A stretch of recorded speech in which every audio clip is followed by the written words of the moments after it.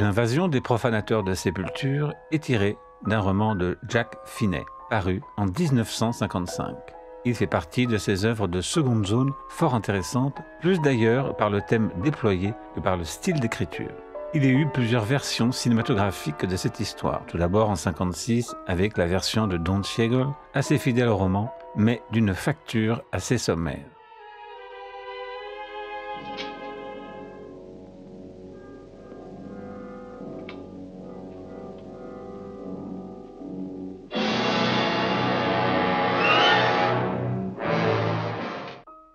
Puis, en 1994, Abel Ferrara réalisa Body Snatchers, fort peu captivant. La dernière, en 2007, sous le titre Invasion d'Olivier Hirschbiegel, est assez banale. La meilleure et la plus terrifiante est donc celle en 1977 de Philip Kaufman. S'il n'est pas un immense réalisateur, il a la qualité ici de pousser le thème dans ses retranchements ultimes et d'éviter une fin optimiste tout en revisitant l'histoire originale.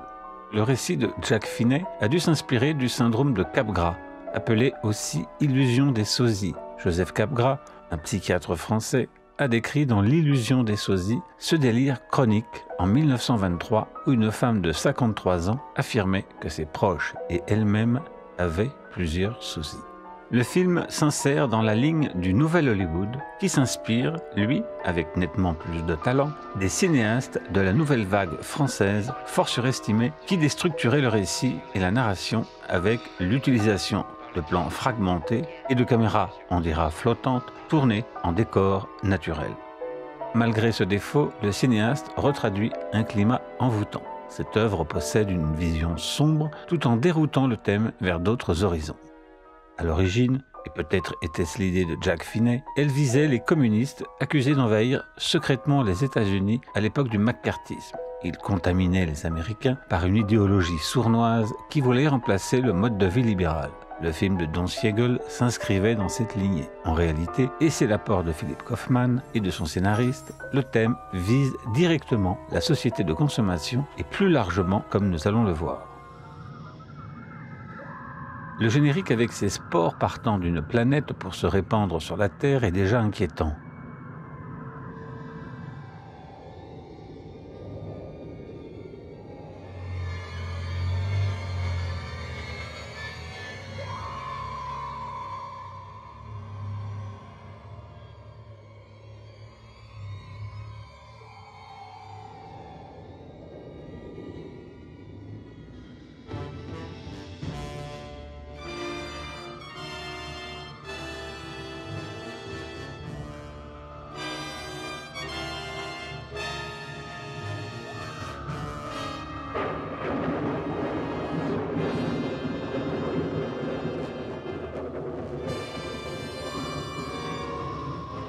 En quelques plans, on nous montre leur dissémination sur les feuilles des arbres, entre autres, où elles commencent à tisser des ramifications pour faire éclore de jolies fleurs.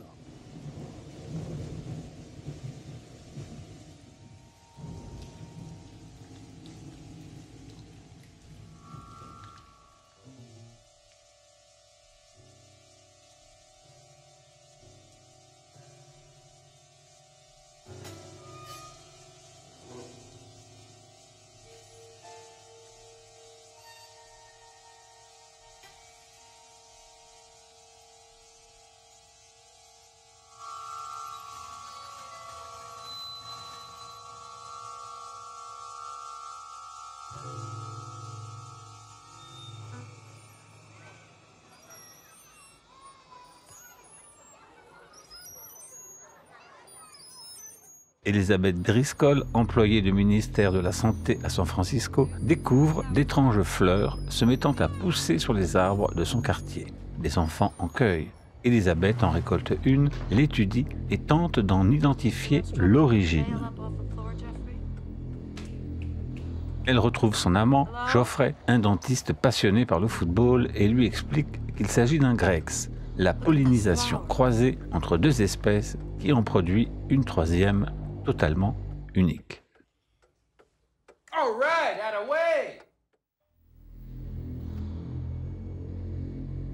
Ce dernier ne semble pas y prêter attention. Elizabeth pose un verre avec la fleur sur la table de chevet.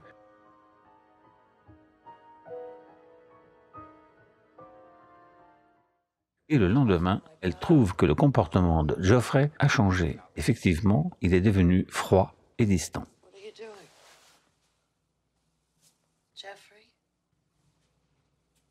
Jeffrey? C'est le point de départ d'événements étranges qui vont avoir lieu et qui vont menacer l'apparence tranquille du quotidien. Les éboueurs qui réapparaissent à plusieurs reprises évoquent bien sûr la société de consommation qui élimine ses déchets, sauf que les déchets ici sont tout particuliers. Elisabeth se rend au département de la santé publique et se confie à Matthew Bonnell, spécialiste de l'hygiène alimentaire, collègue de travail et son meilleur ami. Matthew ne la prend pas au sérieux quand elle lui annonce que Geoffrey n'est plus Geoffrey. On avait fait auparavant la connaissance de Matthew dans une scène drôlatique dans un restaurant italien où il découvre une crotte de rat que le chef prend pour un capre. It's a rat turd. A what? A rat turd. A caper. A rat turd. A caper. If it's a caper, eat it.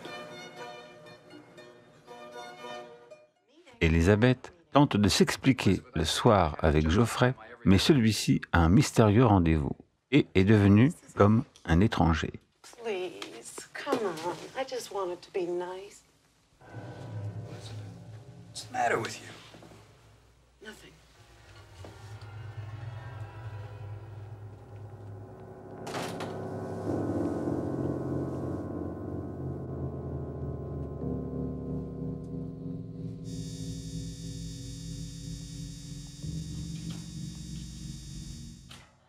Elisabeth se rend alors chez Matthew et lui fait part de son sentiment. Jeffrey is not Jeffrey. I know. I mean, on the outside, Jeffrey is still Jeffrey, but on the inside, I can tell that there is something different. Something is missing. Emotion, feelings. He's just not the same person. Really, you know what I mean? I know it sounds crazy. Yeah, no, I know what's happening. Mais le lendemain, en portant des vêtements dans un pressing chinois, son propriétaire lui affirme aussi que sa femme n'est plus réellement sa femme. You need a doctor? My wife, sick. What's wrong with her? She wrong. She's not right? That not my wife. I mean, she's, No, different. That not my wife.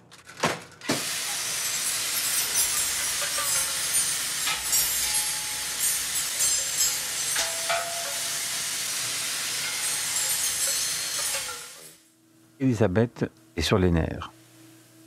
what's the matter with you? You all right?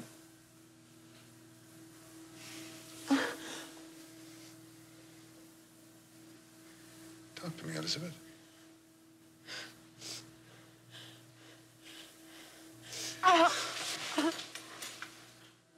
Elle discute avec Matthew dans la voiture et pense qu'il y a une conspiration. La ville est en train de totalement changer. Elle lui raconte qu'elle a suivi son amant rencontrer des individus au long de la journée tout en échangeant d'étranges paquets. It really was weird. Jeffrey was meeting all sorts of strange people. Things were being passed between.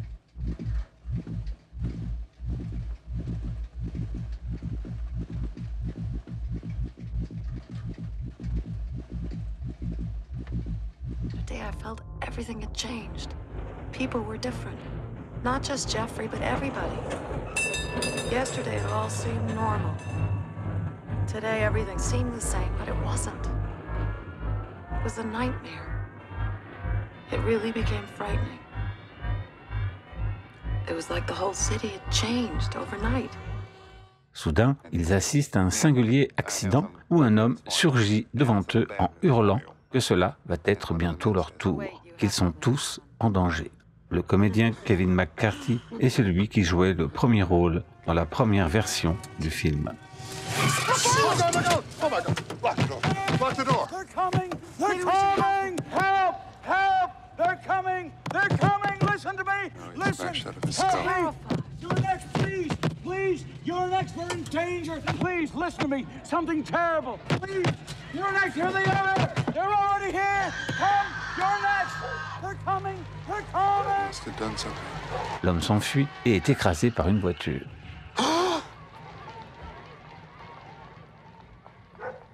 The policeman will help.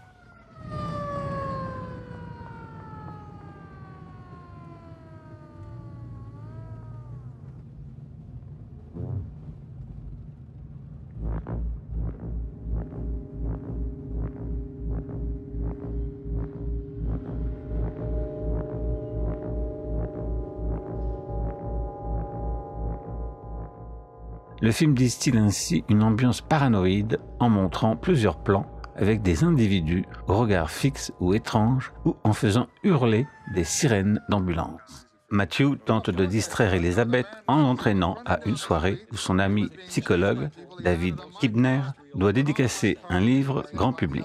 Un ami de Matthew, Jack Belichick, y assiste. Lors de cette soirée, une femme hystérique tente de convaincre son auditoire que le comportement de son mari a lui aussi changé, qu'il s'agit d'un imposteur. Isn't my husband? It's someone who looks like him. He's an imposter. I had to wait until today because he has a scar on the back of his neck, and when his hair is long, you can't see it. He went to have a haircut today. And the scar was gone. No, it's still there. Of course it's still there. What did you expect? He's still Ted. He's still Excuse your me, can I husband. just say one Please. thing? He's still your husband, But Ted. I know Please. something that you... Catherine. Could I just say one thing? Catherine. All right, just a minute. Just a Le minute. psychologue Just a minute. rassure la femme, puis discute avec ses amis qu'il tente de convaincre. That woman's husband's not her husband. I saw him today with Jeffrey. He's one of them. And she knows about it, and nobody's helping her. That's not true. Somebody's helping. Il pense qu'il y a là tout simplement une volonté d'échapper à une relation conjugale devenue pesante. Quand Jack rend visite à sa petite amie, Nancy, qui tient une sorte de bain public écologique, ils assistent à la découverte d'un corps allongé sur une table comme dans un cocon, ressemblant étrangement à Jack. Nancy est terrorisée. You're going to suffocate.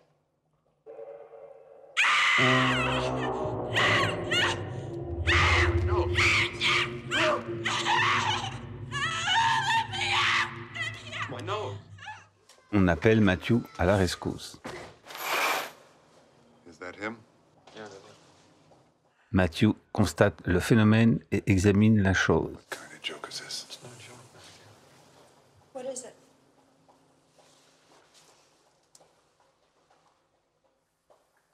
Avec l'apparition du corps, on commence à comprendre ce qui se passe réellement. What the hell is it?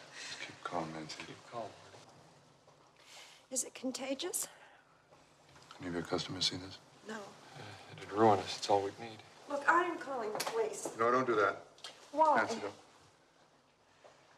Because I think Jack is right.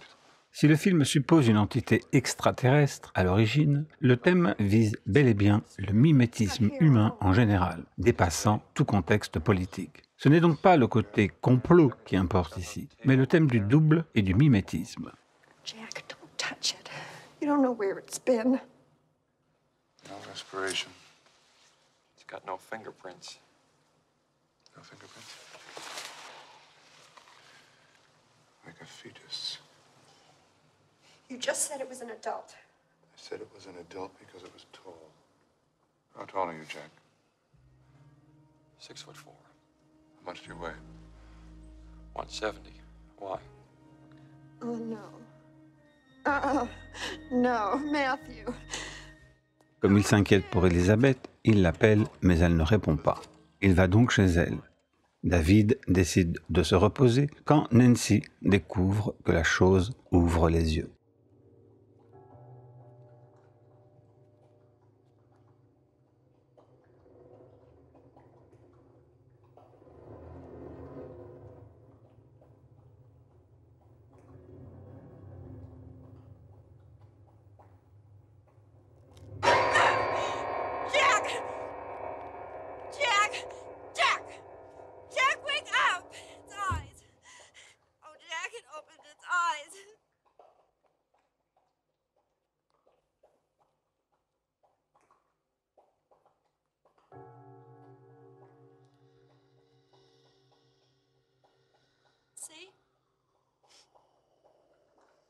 c'est l'étrange face-à-face avec le double qui tente de prendre possession de l'original.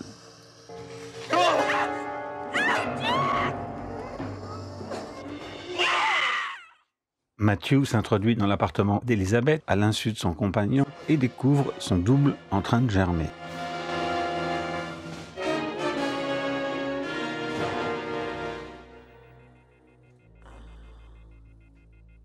Il kidnappe son ami endormi et s'enfuit.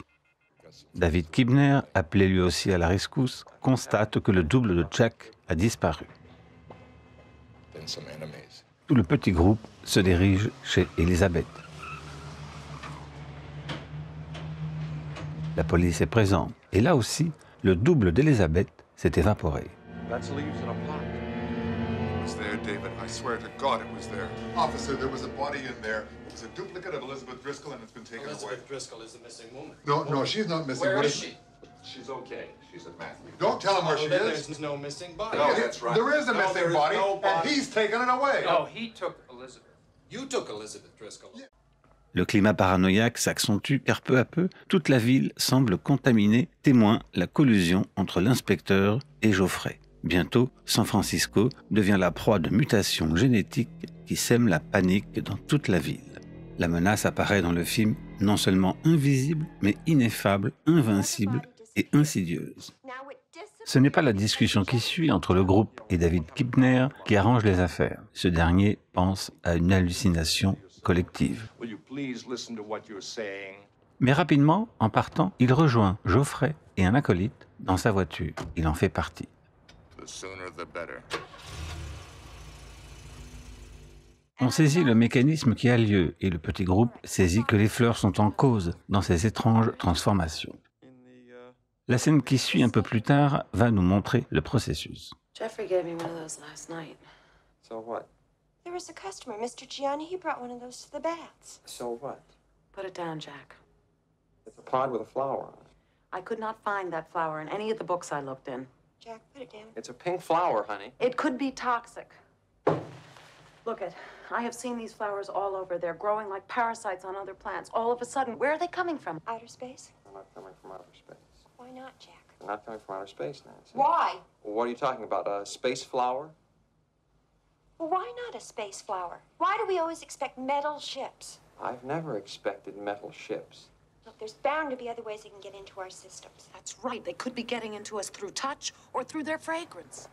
We would never even notice it, not from the impurities that we have. I mean, we eat junk and we breathe junk. On retrouve les interrogations de l'époque concernant l'industrialisation et le développement de la civilisation après mai 68. Cette critique écologique est elle-même ironique, car c'est par la flore que le mal va contaminer les humains. Les fleurs peuvent aussi faire penser ironiquement au mouvement Flower Power des hippies, car la fleur était un des symboles de leur idéologie non violente. It's happening now. Le tournant du film est quand le petit groupe est réuni la nuit chez Matthew. Après une âpre discussion, ce dernier va se reposer dans le jardin. Il s'allonge dans un transat et s'endort. Peu à peu, la plante prend possession de lui et le copie.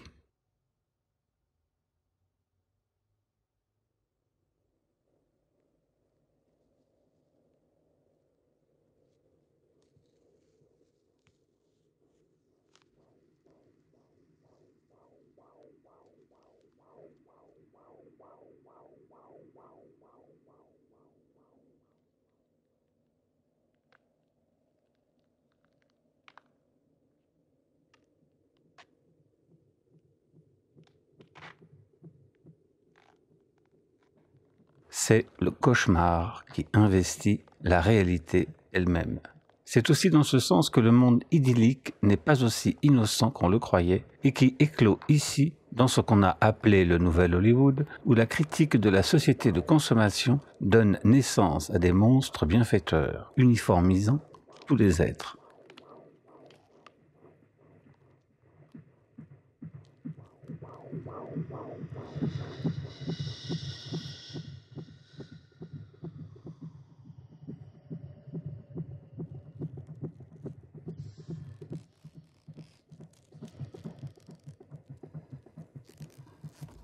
Scène horrifique et gluante de la réplication, comme si nous assistions à une seconde naissance instantanée, opposée à celle habituelle, bienfaitrice et heureuse.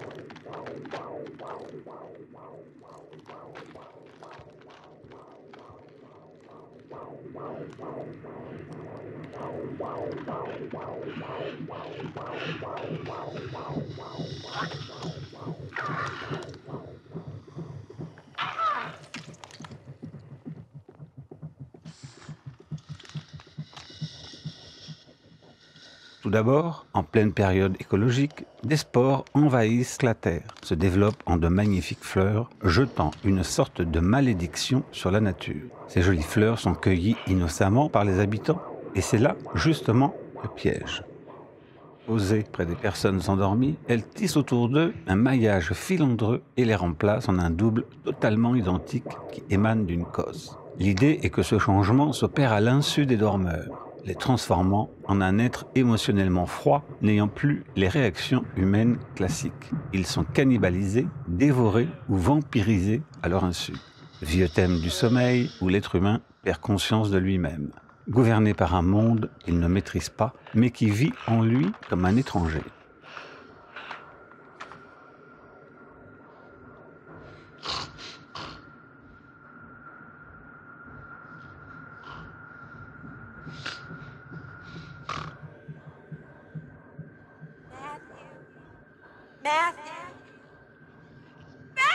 Nancy parvient à le réveiller et tout le monde se rend compte qu'une chasse à l'homme a lieu. Ils sont poursuivis par des réplicants. Around that way, under the stairs. Go on. I'll catch up with you.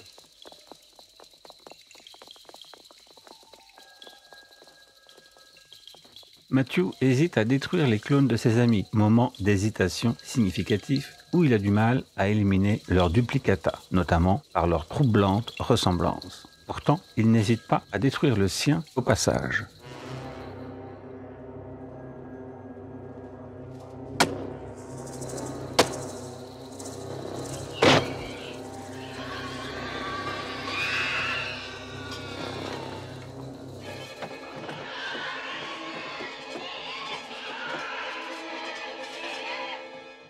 Si l'on en reste à une lecture superficielle, il ne s'agit que d'un banal film de science-fiction avec un aspect conspirationniste. Pourtant, derrière cette histoire, il révèle des possibilités insoupçonnées. Magnifique thème du double. Le similaire ne se différencie plus de l'original. Il l'absorbe et pourtant, il n'est pas le même. C'est cette confusion qui est terrifiante. Ce n'est pas l'apparition de monstres qui effraie, mais l'original qui a perdu ses qualités propres, remplacé par un duplicata sans être distincte de l'original. Et cette perte se ressent par le fait que les êtres humains ont l'impression que leurs congénères ne sont plus vraiment eux-mêmes. Et plus terrifiant encore, il s'agit de leurs proches, de personnes qui vivent avec eux au quotidien et qui brusquement leur sont étrangers. L'humain dévoré par son clone. Le livre et le film posent alors cette question cruciale. Qu'est-ce qui fait que quelqu'un est réellement quelqu'un à nos yeux? Quelle est cette singularité mystérieuse que nous avons choisie et qui là disparaît au point que, tout en gardant son apparence charnelle, son identité authentique a disparu? Où est la frontière entre ce qui est humain et non humain, entre la singularité et l'impersonnalité? Le thème initial met en œuvre le réel fantastique du monde. Ce qui est terrifiant, répétons-le, c'est l'ami, l'amant, la maîtresse, le voisin. Bref, le connu et le quotidien qui deviennent étrangers, inconnus, qui changent du tout au tout sans changer d'apparence. Vacillement vertigineux. Ils passent de l'autre côté sans qu'ils puissent être réellement distingués sur l'instant. Il a suffi de quelques heures pour les faire basculer entre le moment où ils fuient les mutants et celui où ils se retrouvent en adeptes poursuivant leurs proches. Gémellité des doubles, les frères jumeaux s'entre-dévorant pour se perdre dans l'indifférencié. On pense inéluctablement à la pièce d'Eugène Ionesco, Rhinocéros, dont les personnages, possédés par le désir de s'imiter et d'être semblables les uns aux autres, se transforment en rhinocéros. Se propageant à partir d'une petite ville de province, cette rhinocérosification prend de telles proportions qu'elle contamine, à l'instar d'une pandémie, le monde entier. À la fin, il ne reste plus qu'un homme, Béranger, qui a décidé de ne pas capituler. On remarque aussi la parenté avec la viralité, ici monstrueuse, qui s'empare de son hôte, le pirate de l'intérieur comme le font parfois les virus, soit en survivant dans son hôte tout en l'infectant, soit en se suicidant par la même occasion à la mort de ce dernier. Ici, il le fait de deux manières. Il le tue en le faisant renaître totalement autre. On peut se demander à juste titre comment la nature peut produire pareille chose. Mais comme nous sommes partie intégrante d'elle, un tel processus est global et nous n'y échappons pas. Étrange mécanisme difficilement explicable de la nature, promouvant à la fois la vie et la mort dans un même mouvement général. Le but de ces extraterrestres, que l'on ne verra jamais, simple prétexte à l'évidence, est de construire une société harmonieuse, sans guerre, sans conflit, sans crise économique, mais aussi sans amour et sans haine, comme pour atteindre une forme de pureté. Ce n'est pas un hasard si le film fait miroiter cette idylle où l'humain serait enfin débarrassé de l'humain, comme ces jolies fleurs qui cachent le mal intégral derrière une apparence innocente. Quiconque est susceptible de succomber au mirage, de faire partie de la foule amicalement lyncheuse, de répudier sa personnalité et sa singularité, sa tâche, pour désigner le coupable sans jamais rien comprendre. Tout ce qui était humain, beau et imparfait est gommé, dénoncé, accusé par un quelconque tribunal du doigt levé. C'est dire si le thème dans cette version prend son envol véritable pour critiquer certes la société de consommation de cette époque qui fabrique des individus semblables les uns aux autres, chose encore plus vraie de nos jours, mais tout système idéologique, religieux ou non, démocratique ou non, politico-économique, qui tente d'effacer cette singularité humaine pour un mythique paradis où l'homme deviendrait épuré de sa tâche initiale, de sa part d'ombre, délivré de son mal d'être. La nostalgie du paradis et le désir de l'homme de ne pas être homme, a écrit Milan Kundera dans l'insoutenable légèreté de l'être. On se rend compte alors que le thème a des résonances incroyables pour indiquer ce qui ruine les sociétés humaines depuis toujours.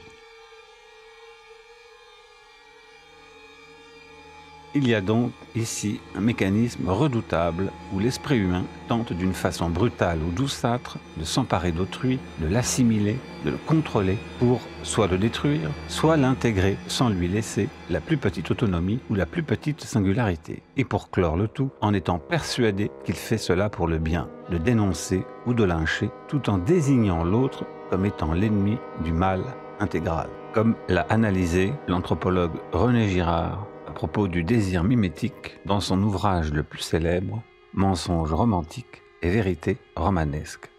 La trouvaille du film est ce cri terrible comme une sale toux que les mutants lâchent en pointant du doigt l'être humain qui s'est trahi par une émotion, le désignant à la vindicte et poursuivi sans relâche. Dès lors, la chasse à l'homme est ouverte.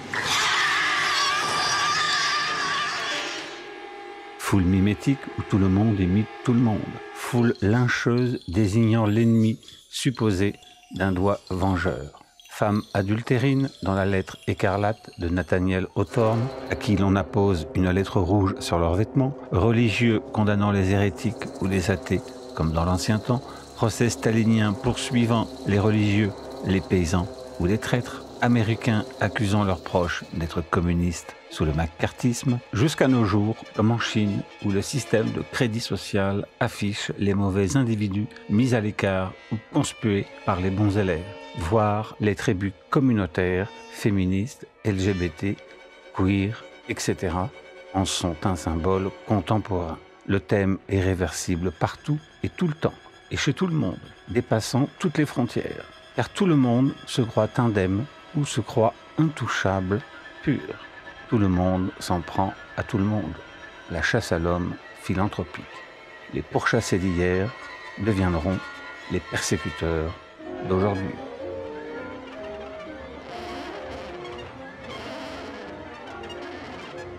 La suite du film est terrible.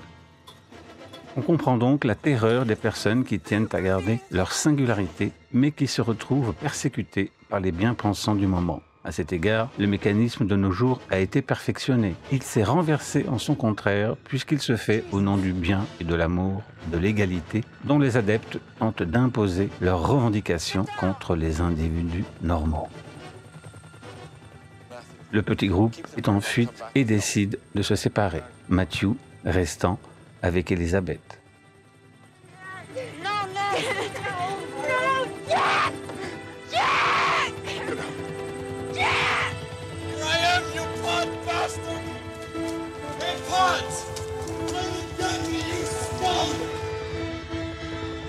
Matthew et Elizabeth tentent de rejoindre l'aéroport en taxi, mais le conducteur les dénonce. 610 proceeding south to airport, carrying 2 passengers, type H. Repeat type H. Le chauffeur de taxi est Don Cheadle, qui réalisa la première version du film.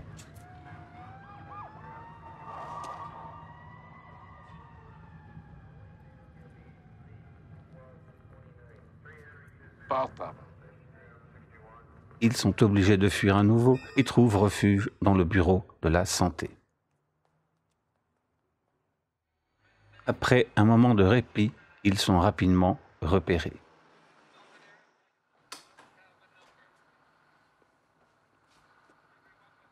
David Kibner et Jacques, qui a été remplacé par son double, les arrêtent.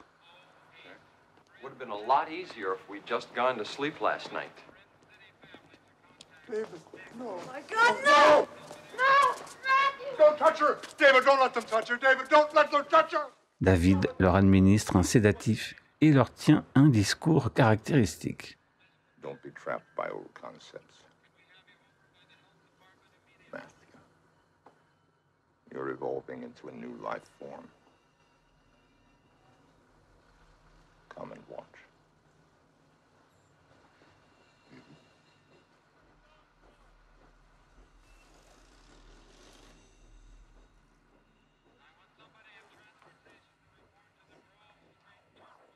We came here from a dying world.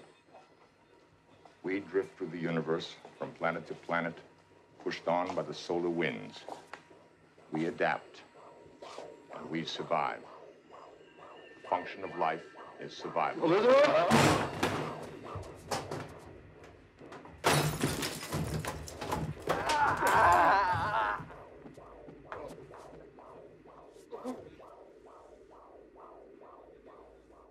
Matthew parvient à maîtriser David, son ancien ami, et tue Jack.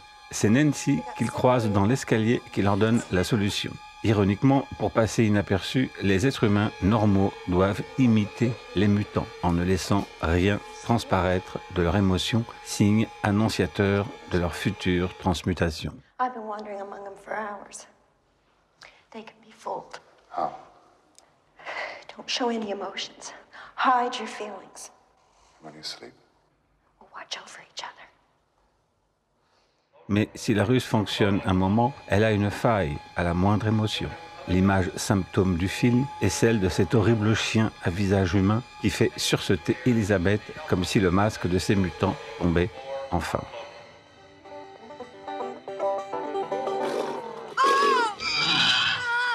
Elizabeth.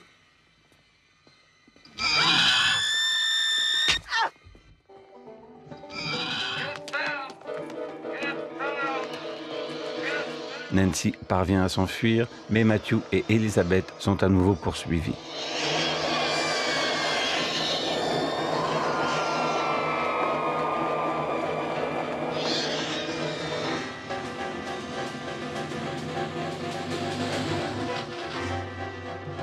Ils trouvent refuge dans un camion qui les emmène dans l'usine à Kos de la ville.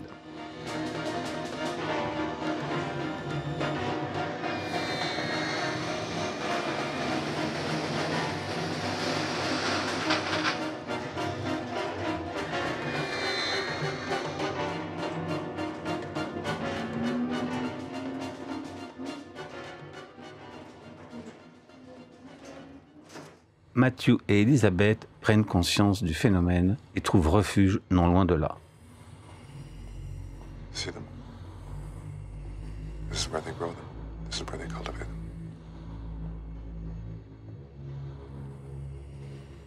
It's enormous.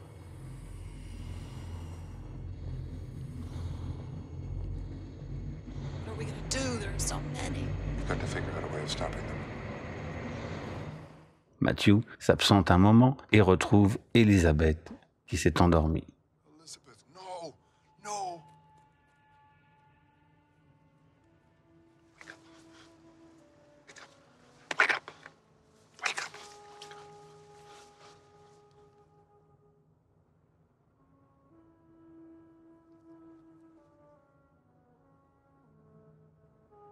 Il assiste alors à la métamorphose d'Elizabeth dans ses bras.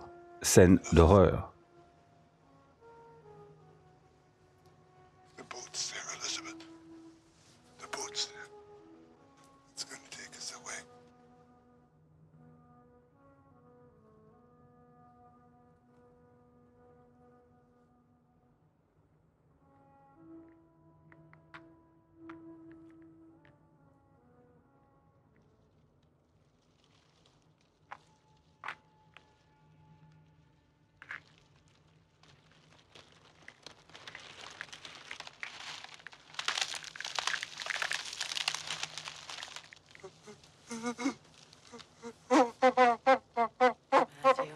Son clone se relève et lui déclare qu'elle est libérée.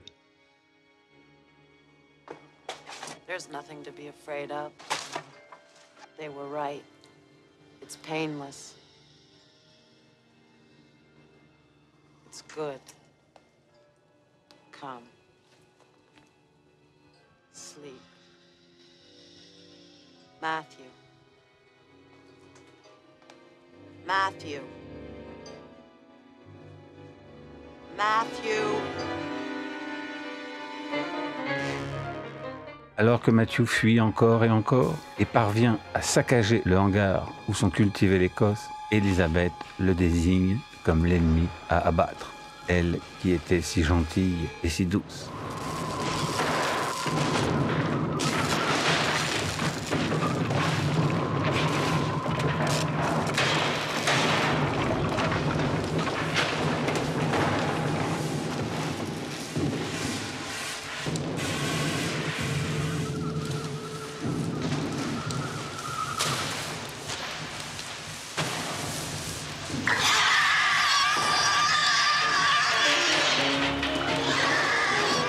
Matthew parvient une nouvelle fois à s'enfuir et trouve refuge sous un petit pont. À l'inverse du livre et de tous les autres films, cette fin est totalement dystopique. L'être humain ne pouvant s'empêcher de s'imiter et de se créer des ennemis imaginaires et des paradis artificiels depuis l'aube des temps. Un à un, les personnages du film ont abdiqué dans leur sommeil de leur être, de leur personnalité. Un à un, ils sont avalés, engloutis, pour se transformer en un être inessentiel et impersonnel. Le film ménage un petit suspense quand on voit Matthew qui travaille et regarde Elizabeth. On se demande alors s'il ne simule pas une apparence froide. Mais on est vite démenti. Même Matthew, qui luttait sans relâche contre les mutants, en devient un, désignant de son doigt et de son cri terrifiant la seule personne qui est restée intègre et humaine. La dernière image où on le voit, doigt tendu et beuglant, la caméra se resserrant sur son visage, puis sur sa bouche, est une image cinématographique horrifique qui fait référence à la plus vieille pulsion humaine qui détruit toute civilisation.